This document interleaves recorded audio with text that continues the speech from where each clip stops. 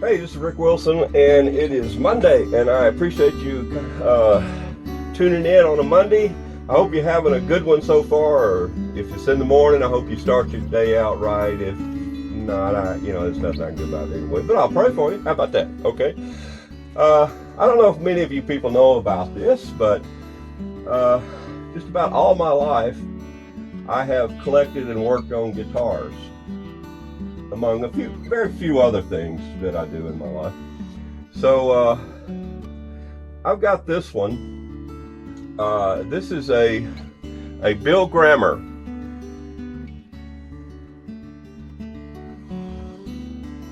Bill Grammer was a guy that worked for Gibson, and he started building his own guitars.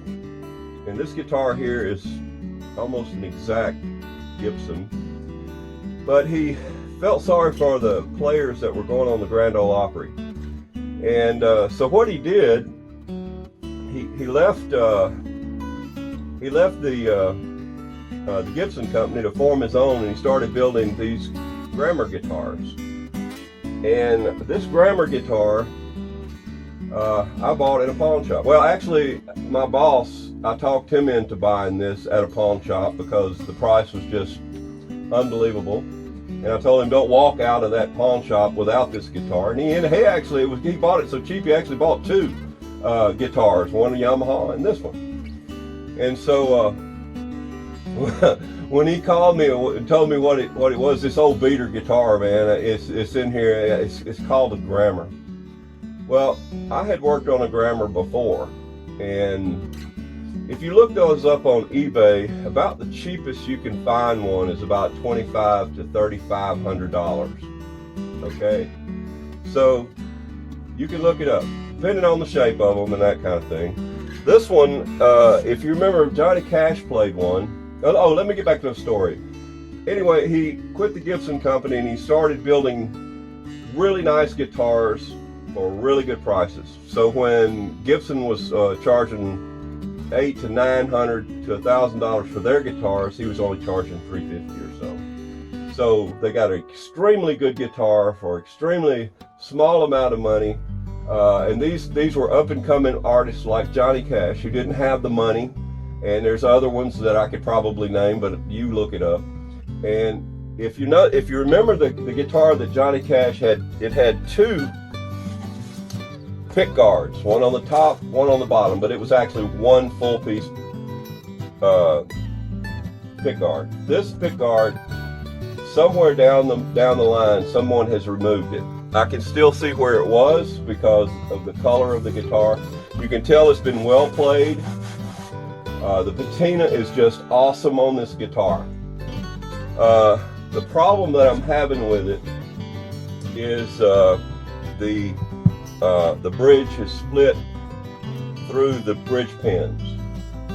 Okay, so I'm going to be taking that bridge off, and with this piece of ebony, I'm going to make a new bridge for it. So I've got to do a really good job of that, and you can follow along as I do this in the upcoming weeks.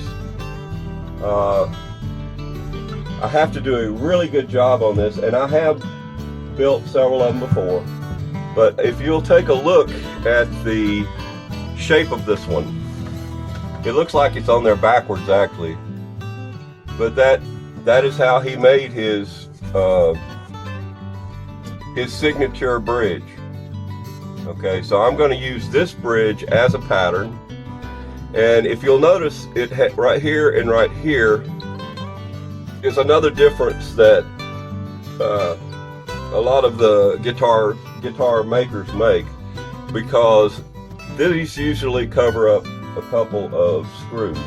Now, I'm not saying, wait a minute, yep, that's what it is. That's covering up some screws, but I'll be able to pop those out.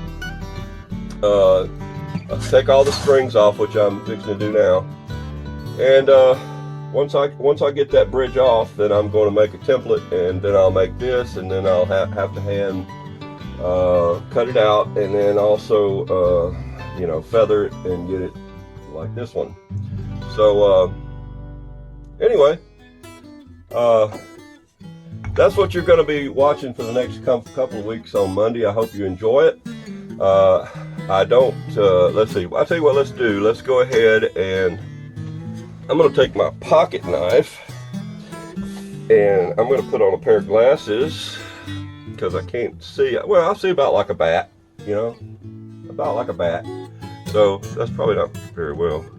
So I'm going to take these individually guitar strings off of this. I've actually played this guitar quite a bit as well. I played it at church several times, but it's been sitting in, like I said, I collect guitars. I've got probably 70 something of them. That's along with all the mandolins and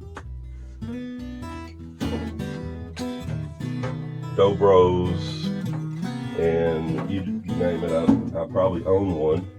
And by the way, I'm getting old, and was collecting these things so that I'd have something to sell in my old age and live on. And guess what? Yesterday I turned old age. No, really. So I don't know if you could tell. I found a gray beard. I mean, a gray hair in my beard the other day. I'm going, gosh, I'm getting old. And then all of a sudden, boom! Look at, oh, I'm Santa Claus. You know, so that's what the deal there is. So let's get these off. And what's so amazing about this thing is it's all original. Even the pins are original. Sometimes the first thing people do when they buy a guitar of any caliber is change the pins. I don't know if people, if you know this or not. I just dropped one of the strings. But the pins have a big thing to do with the sound. If you put metal pins in there, you get a more tinny sound. If you put wooden ones in there, you get a more mellow sound. And if you put plastic ones, well, that's the guitar you normally hear.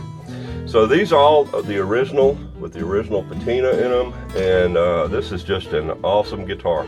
The only thing that I have done to it is I put a Pizio pickup in it so that I could play it without, you know, without having to mic it up. I could just plug it up like electric guitar, and I've really enjoyed this guitar. So now you know. Tune in next Monday, and we will see how far along I've gotten on this. I try to work on this during bad weather and this, that, and the other. I have a little break going on right now. It is 36 degrees outside. I'm usually working on my truck. I also have 3 houses to sell because my mom died, Janet's mom died, my grandmother died several years ago, and my mother never did anything with that house. So it's left on me and my brother to liquidate, to sell everything, and that's what we're in the process of doing, besides me working on the truck, working on my guitars, being in the praise band, and doing this Monday thing. I'm so glad you're here. So I try to keep these things about 10 minutes on Monday, except for, I hope y'all enjoyed the trip. Not many of you did, because not many of you saw it, because I think at the last count I saw 12 that saw the last one. However, you are enjoying me working on the truck, and I've got a different audience coming in for that, and 1,000 people watch that. Working on an old truck, come on. But anyway, I enjoy working on the old truck, and thank you guys for, hey, if you like this kind of stuff, make sure you like and subscribe. That really helps me out. Like I said before, I look at the statistics that 92% of you now that are watching this are not subscribed. That would help me a whole lot if you would do that. But what I was saying is I'm old, and a lot of this stuff, my whole recording studio, except for my recorder and one of each instrument, I'm fixing to liquidate. This guitar will be coming up for sale soon too. I've also got a signature Marty Stewart HD41, mint pristine condition. Mint pristine condition, Martin D41, beautiful, HD41, beautiful inlay and work on that guitar. Anyway, I'll see you guys later. I love you. Praise the Lord, all that stuff. And I will, what is it I usually say? Oh yeah, yeah, but